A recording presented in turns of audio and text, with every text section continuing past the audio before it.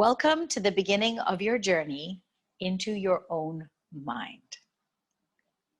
As I mentioned, we're covering the Yoga Sutras of Patanjali using the translation and commentary by Sri Swami Satchidananda. The reason why I love this one is not because I'm the most well-versed in this. It is the ideal commentary for people who are just beginning to understand the Yoga Sutras. I do have a suggestion for a second translation and commentary.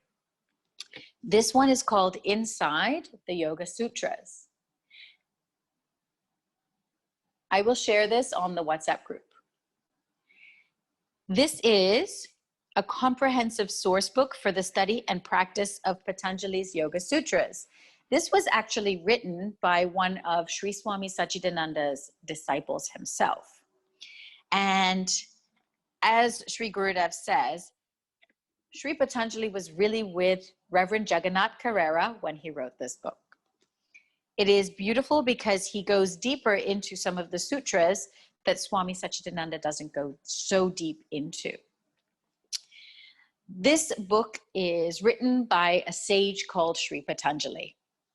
According to yogic texts, Sri Patanjali was a sage. He was a sage who lived about 3,000 to 5,000 years ago. Nobody exactly knows when. But if you look at the Siddha yogis, there's a book about the Siddha yogis.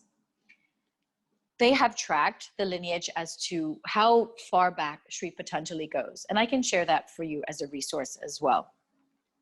Some people say he was one person, yet others say he was a group of people. We'll never know. However, I also know that all teachers are actually a result of the teachers that come before them. And my guru is Sri Swami Satchidananda, and I was very blessed to have him as my family guru. He was my family guru, and my own father was 10 years old. And he used to come to Hong Kong since the 1950s and stay in my family home during his visits. So for me, it was like having grandpa visit once a year or once every other year. And he was a very, very big influence in my life. I would be able to visit him. He had an ashram in the US starting in the 1960s.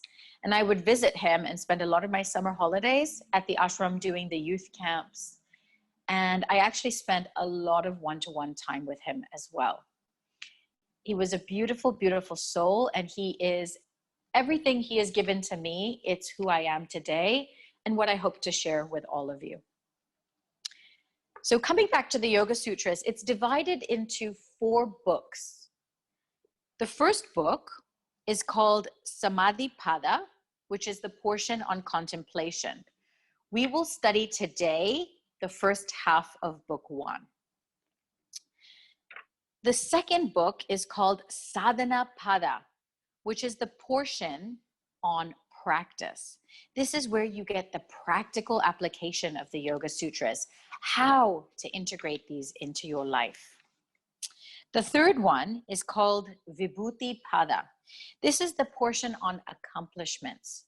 We will cover this very broadly without going into specific sutras, because the portion on accomplishments actually comes when you are well established in your meditation practice. You will understand exactly what that means, and it makes sense to you. If I talk to you about it now, most of it will probably go over your head, and you'll probably get distracted by the occult and the supernatural aspects of it, because it's something that we can't understand right now. Our minds have to transcend themselves in order to understand our true selves. And if we're always in that intellectual using our minds, sometimes we miss the point.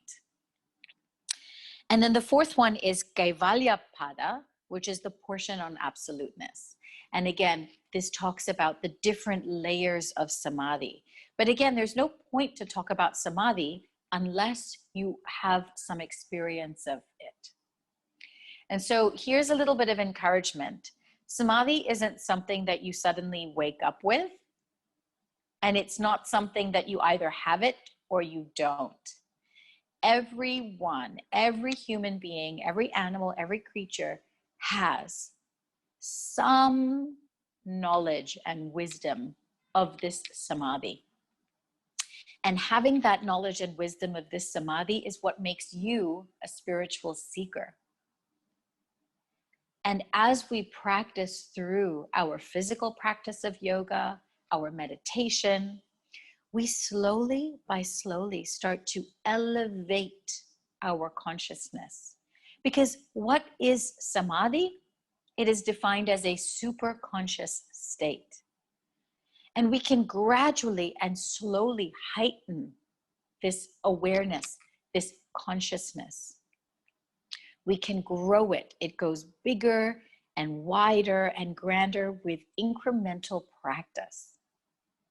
And that's all that is needed, is a steady, steady practice. Nothing else whatsoever. So we will go into depth, book 1 and book 2, and a little bit of book 3. And this gives you the foundation of the course. In January, if you want to take this study further, we are doing the teacher training, which is a part 2. But because it's a teacher training, the teacher training designs you to introduce Yoga Sutras to your students if you are a yoga or meditation teacher. Having this knowledge of philosophy is really great to be able to teach it, whether you want to do it in lectures or whether you want to thread it into your Hatha yoga classes. Yoga today in the world, and especially in Hong Kong, which is the bulk of my experience of the industry, it's a very interesting thing, because while we are grateful that the fitness industry has adopted yoga and made it so popular, it has also been very, very diluted and very, very body-centric. You look at the most popular yoga Instagram accounts, and it is half-naked women contorting their bodies. It has entered the world of capitalism in a way that it has lost control. And it is one of my personal missions to draw it back and try to share the teachings without diluting it. Hold on, I'm getting a message that I need to boost my volume. Is my volume okay? Okay, thumbs up. All right. All right. Sorry, I just got a little secret message. Boost your volume. All right, I'm going to try. Anyway, this is recorded, so you'll be able to watch it back. So coming back to yoga, how many of you have a practice that's predominantly physical? Unless I actually carve time out, if I go to a yoga class, it's always physical. I have to create my own time to go within. I have to create my own time to meditate. And I think this is pretty much what is out there in the yoga world. But actually, that is just 1/8 of the total practice of yoga. Asana is 1/8. Asana and pranayama, 1/4 of the practice. It is like the tip of the iceberg. And the study of the Yoga Sutras of Patanjali is the whole package. It is the entire package deal. So we're going to start right at the beginning with Sutra 1, Book 1. Now, I'm not going to bombard you with a lot of Sanskrit, so you don't have to memorize or learn every single Yoga Sutra in Sanskrit. However, what I will do is I will share with you key Yoga Sutras that it is really important to know the Sanskrit. Now, because this is a foundation course and it's not a teacher training, there is no exam. You don't have a test. But what you will be required is on Friday, our last day, you guys will be sharing one talk, about 5 minutes long, on any single one of the Yoga Sutras that you have resonated with, that you have maybe held close to your heart and been able to practice. And this is your final kind of culmination of the course.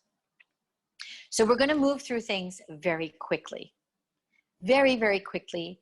And then at the end of the day, I'm going to be assigning you an essay reflection. And I'd like you to put that essay reflection together. And then you can email it to me. But these essay reflections are also on the back end of the course, the online portion. And you can actually write your reflections in the comments section if you want everybody to read your essay reflections. Okay, so it's up to you. And I'm going to give you a bit of a tech tutorial via a video on WhatsApp. I'm not going to waste our time together here to do that. So let's please turn to the beginning of your books. If you have time, if you have the time and space, please read the preface and the introduction. It is a beautiful explanation of the Yoga Sutras and a little bit of the background. But we're going to turn to page, okay, in my old book, it's page 3, book 1, Sutra 1.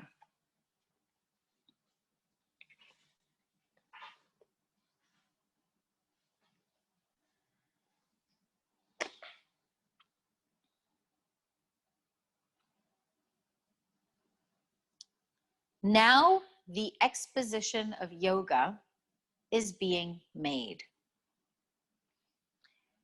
I love that the first word of the first sutra is the word now.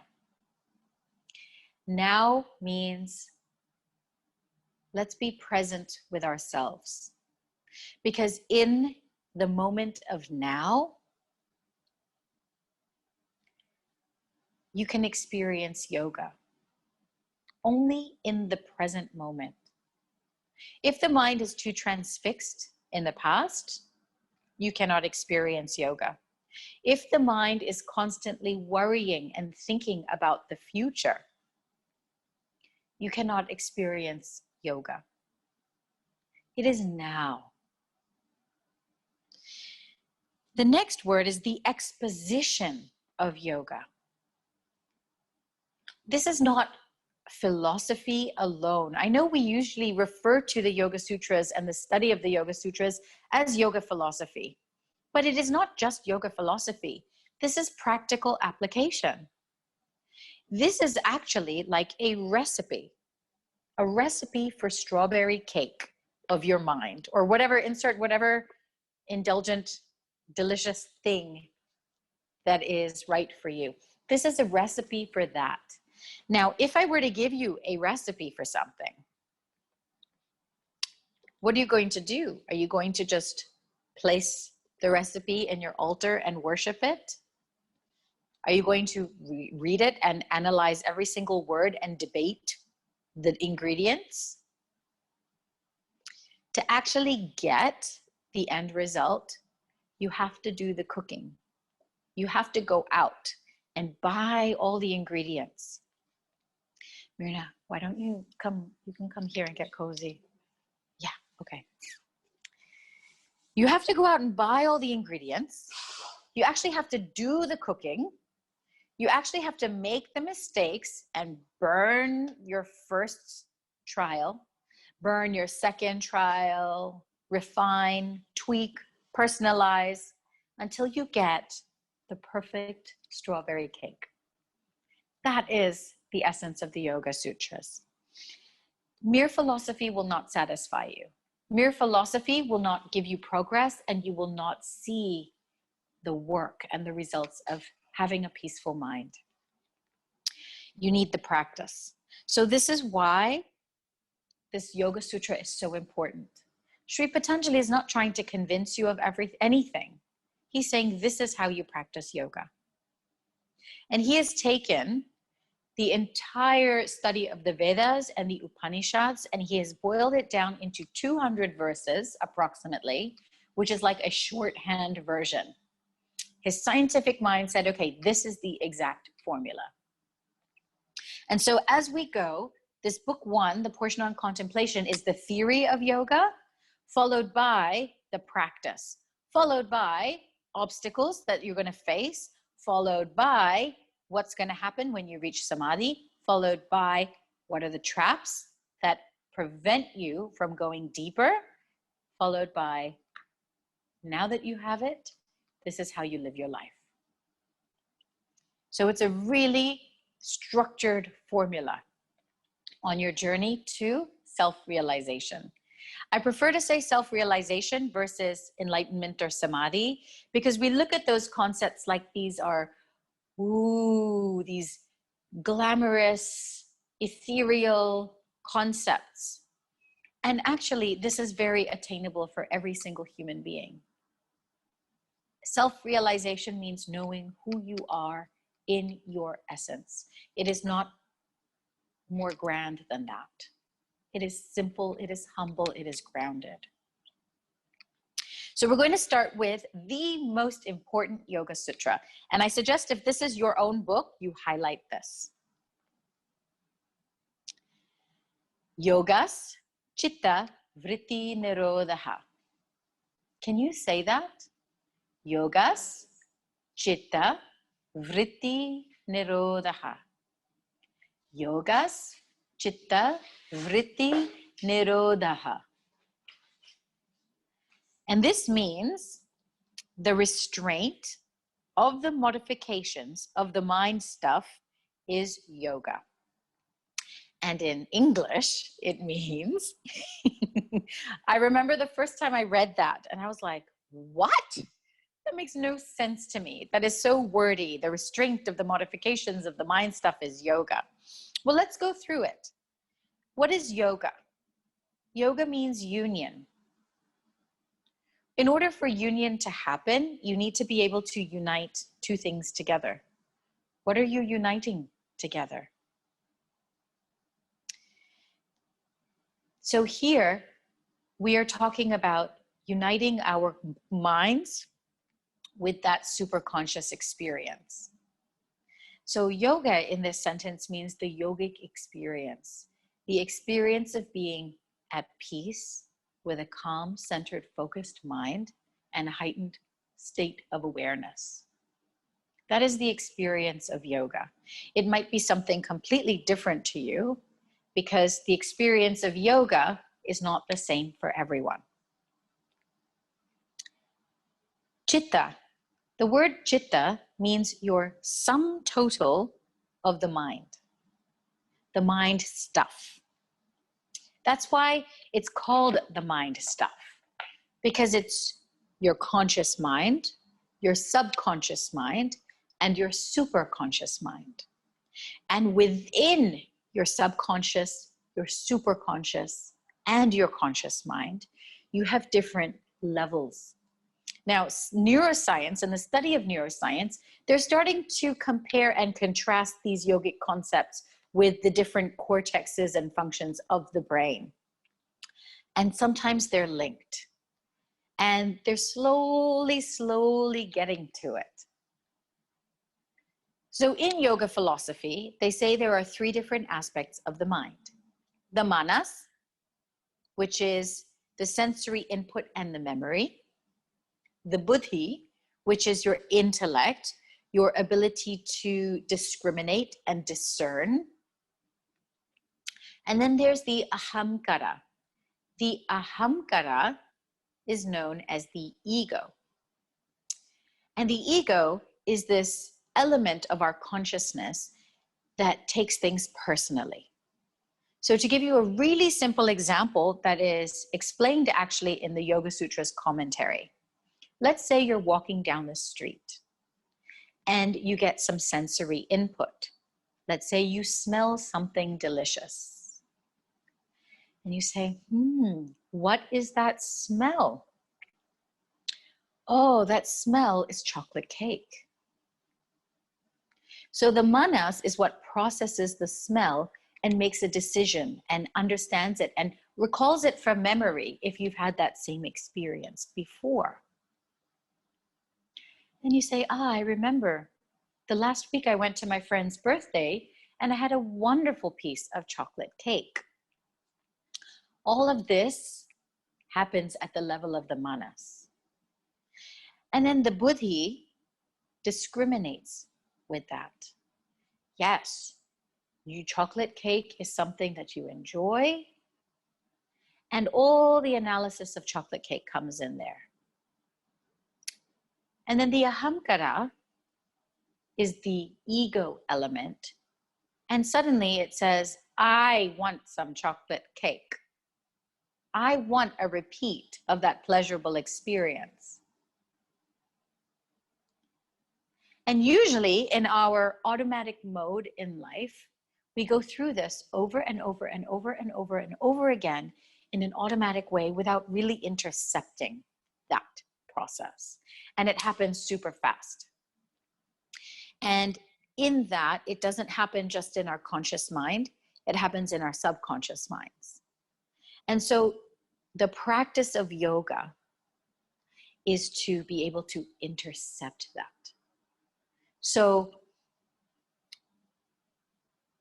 this is the word vritti, right? So we've known yogas, we know chitta, and now let's come to the word vritti. The word vritti means mental modification or fluctuation or thought pattern. Because that's what our mind does. It gets stuck in thought patterns. We have an automatic thinking mode. Everything we have thought from when we were born to now, we repeat patterns. I will only be happy if I make $1 million. I will only be happy if I get the man of my dreams. I will only be happy if I lose 15 pounds. Those are mental modifications. I am so busy. I have 100 things on my to-do list, and I cannot relax until all of those things are done. I want to do this with my life. This is my life purpose. I am not there yet. Everything is moving slower than it should be. Why am I not where I want to be? All of these are mental modifications. And you can see the process of manas, buddhi, and ahamkara wrapped up in all of that. So it brings us to, yes, our job is to restrain that, to intercept it, and to gradually unpack it all so that we can have that experience of yoga. And the final word, nirodha. Nirodha literally means restraint. When you look at something in a restraint, maybe because it's like tied up to something. And the notion of tying something up is to not let it run wild. So yes, we are restraining our mind. The practice of yoga is to not let the mind run wild. It is to restrain and intercept these automatic thought patterns that happen not just in our conscious mind, but in our subconscious and our superconscious, so that we can experience yoga. So I'd like you to take a couple of minutes here and think about what it is that is this divine experience of yoga for you. What does that mean? What is the experience of yoga for you? Take 1 minute and write down, what does yoga mean to me? What is this final end result that I am seeking and I am searching for? Okay, so this is the formula. Yoga's Chitta Vritti Nirodha, restraining the modifications of our total conscious, subconscious, superconscious mind so that we can experience yoga.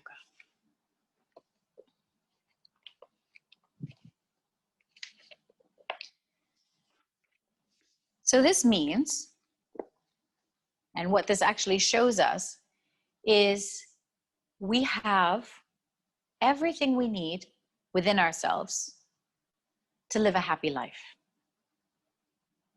That's basically what this means.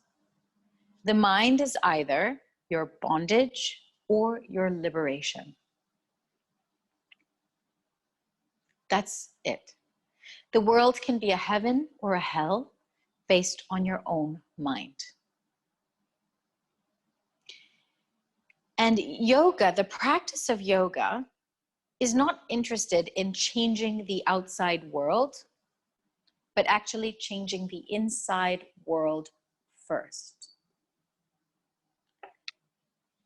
A lot of us come to yoga because there are so many, there's a lot going on in our modern world today. And a lot of us say, well, what can we do to change it?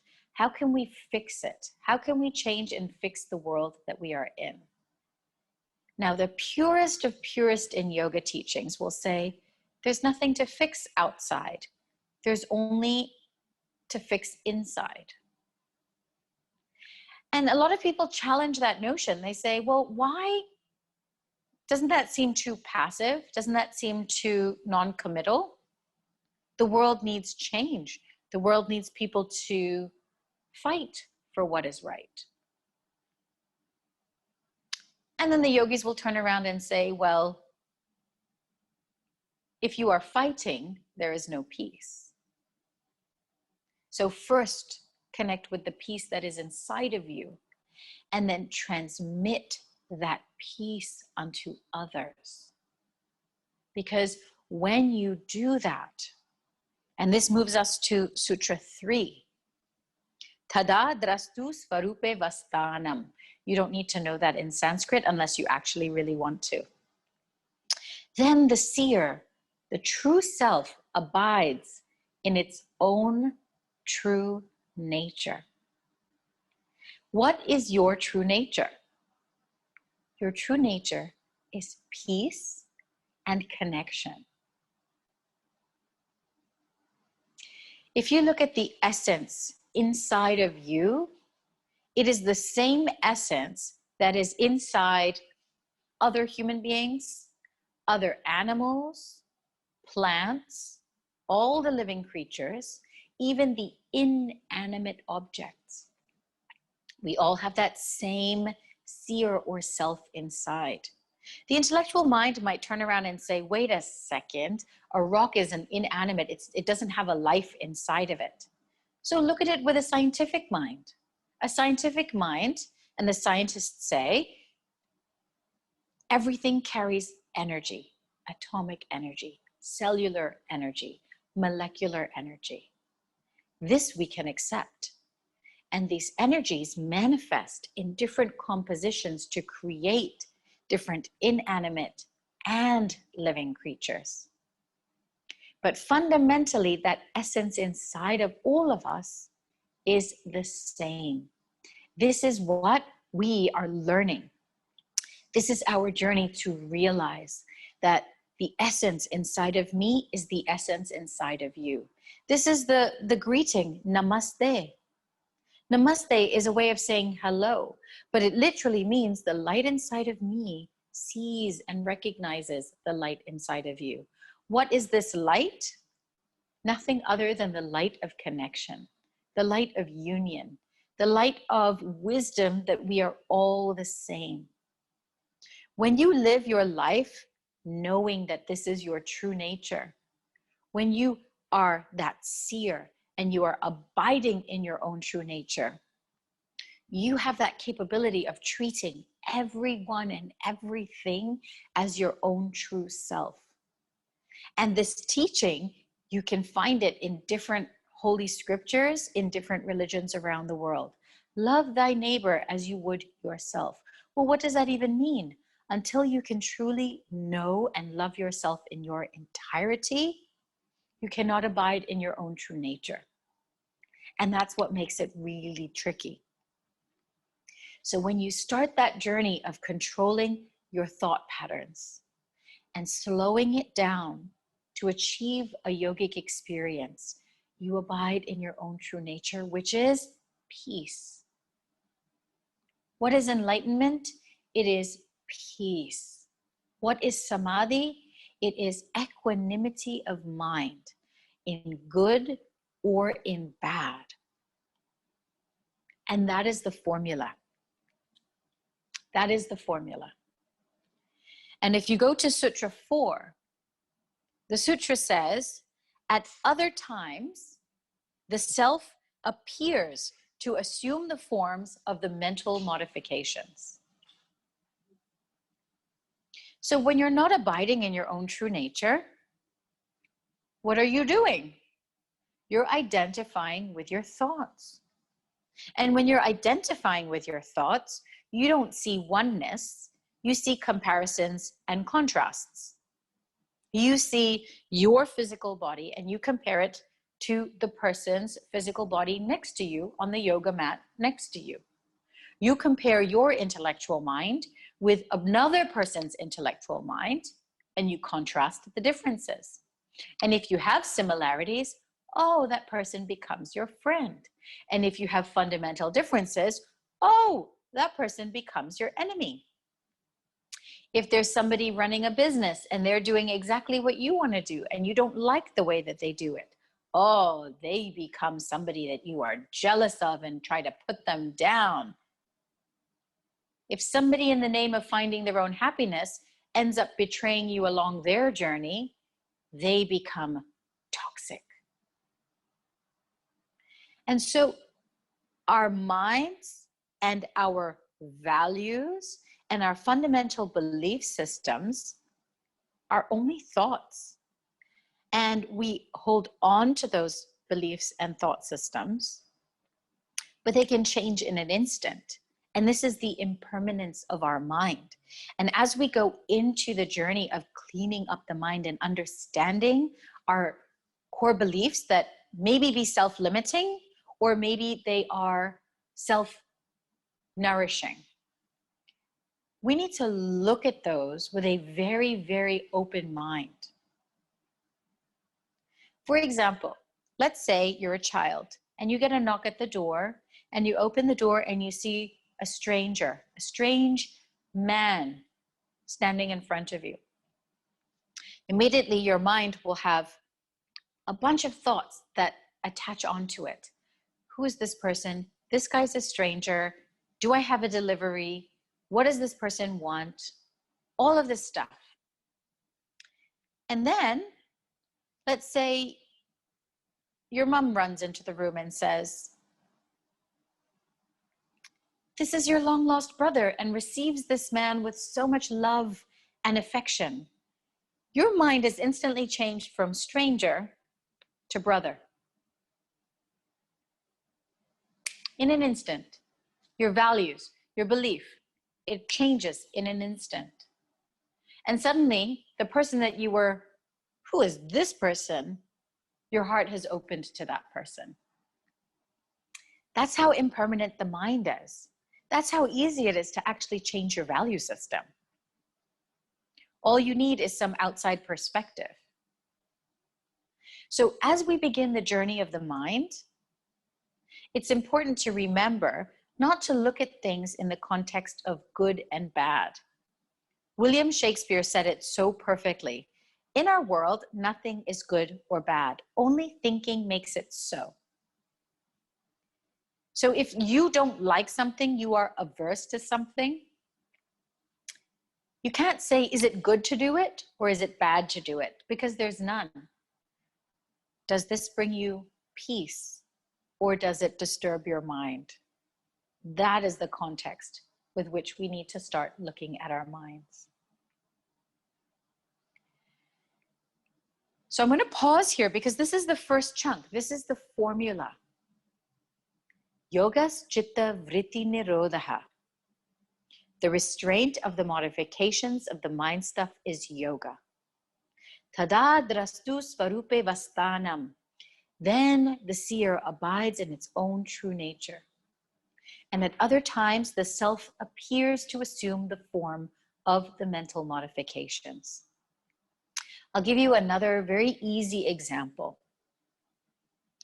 Suppose you are in a beautiful valley with a beautiful lake in front of you. And the waters of the lake are all ripply. And you are trying to see your face. Well, before we actually come to the lake, let me ask you this. Can you see your actual real face? Nobody can actually see their face because it is the face that sees. The face is the seer. We need some sort of reflection in order to see what that face is. And a mirror or a reflective surface is that face. So if that reflective surface is distorted, like if we're approaching a lake and it's all ripply and muddy because there's been a storm, and we look over into the surface of the lake, do we get a clear, can we even see our face? We can't.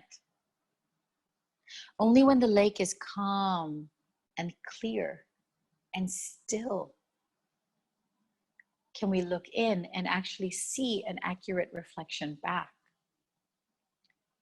It's like if you go to a fun house, they don't have those much anymore.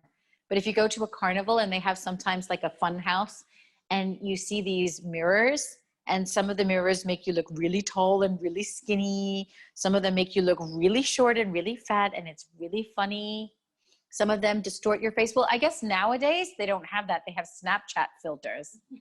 That's the modern day fun house. This is exactly that. When you look at these filters, are you actually seeing a true image of your face? You are not. And so the work is to clean that reflective surface. It's not that the seer doesn't know who it is. Your face knows what it is. Your face knows who it is. But we only regard our face with regards to the reflective surface. And in that reflective surface, we obsess over one or two things, like a blemish or unkept eyebrows. I mean, think about it. When you look at your face in the mirror, what do you obsess about? That obsession of one or two little things that we're like, oh, I'm not happy with this. Oh, I'm not happy with that. That is your ahamkara. That is identifying with the body. But actually, if you step back and look at the entire mirror, the mirror is not just reflecting your face. The mirror is reflecting absolutely everything in that room. It's only what we choose to focus on. And if that mirror is distorted in any way, we won't get an accurate picture. So our job, and this is what this formula is to clean up that reflective surface, to clean up the mind, because the mind is the filter of our true self. And we want one that is absolutely undistorted so that we can realize our true nature, which is peace. We can realize our true self, which is the core of our being, the core of who we are. And we can also consciously create the mind that we want to have in order to create the life that we want to have. And this journey inwards, we're going to continue with the next few sutras. All right, so we'll go for about half an hour more, and then we'll take about a 20-minute break. All right, so this is chunk number 1, sutras 1 to 4.